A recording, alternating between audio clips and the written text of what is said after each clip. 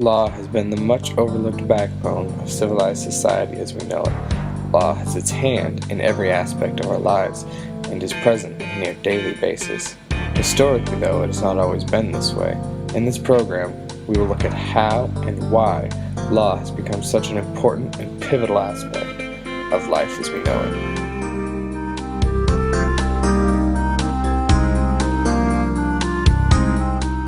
To look at the reforms, first we must look at the man. Who was Henry II? Where did he come from?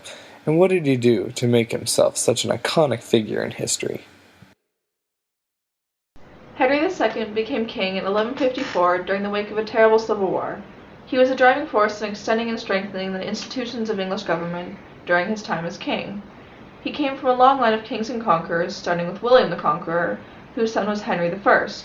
Henry I had a daughter, Matilda, who married Geoffrey, Count of Anjou. They had a son, who was Henry II. Henry went on to marry Eleanor of Aquitaine, who had failed to bear her previous husband's sons.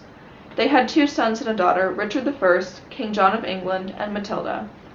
When Henry became king, he immediately tried to undo the damage done by the previous monarchy during the Civil War.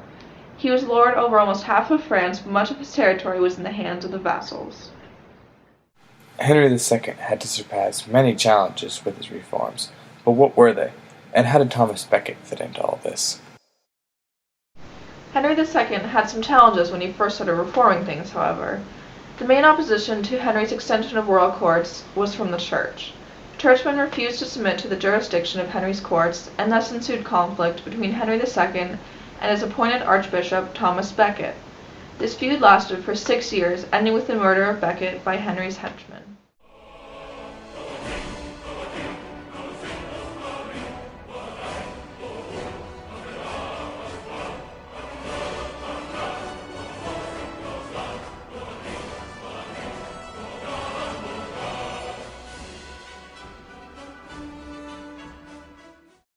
Despite the challenges Henry faced, he was able to make reforms. But what were they? What did justice in medieval England look like? Once Henry II became King of England, he realized that the power of the crown had diminished greatly after the Civil War. He immediately started a plan to regain said power. He built an already well-established judicial system in order to regain that power. One of his greatest reforms in doing so was creating a system of judicial visitations, called the heirs. In the beginning, Norman kings would have power over the courts, but thanks to Henry II, these royal visitations became a normal thing in the localities of England, where justices would go to the localities over certain intervals of time and declare what was just and what was not just. Henry II declared certain crimes such as murder, arson, and rape as being especially heinous against his own peace. This law later on became called common law because it applied to the whole of England. In Henry II's reforms, there was also a portion that involved policing the people to ensure that no crimes which disturbed his peace were committed. But who were these arbiters of justice? In Old England, the kings would appoint sheriffs who would protect the localities. They would also haul in criminals to the courts. When Henry II took control, he required representatives of the knightly class or above to attend the heirs and give the sheriffs names of people committing crimes. During heirs, the justices would also hear individual cases from people of the knightly class or above. The system was unequal because only the higher classes of society could appeal to the courts, whereas the lower classes of society were at the expenses of the higher classes. There are many things about Henry II's reforms that he was praised for, but perhaps one of the most notable was his common law. The common law was praised for its efficiency, speed, and conclusiveness in a 12th century treatise known as Glanville. Henry's new system offered a change.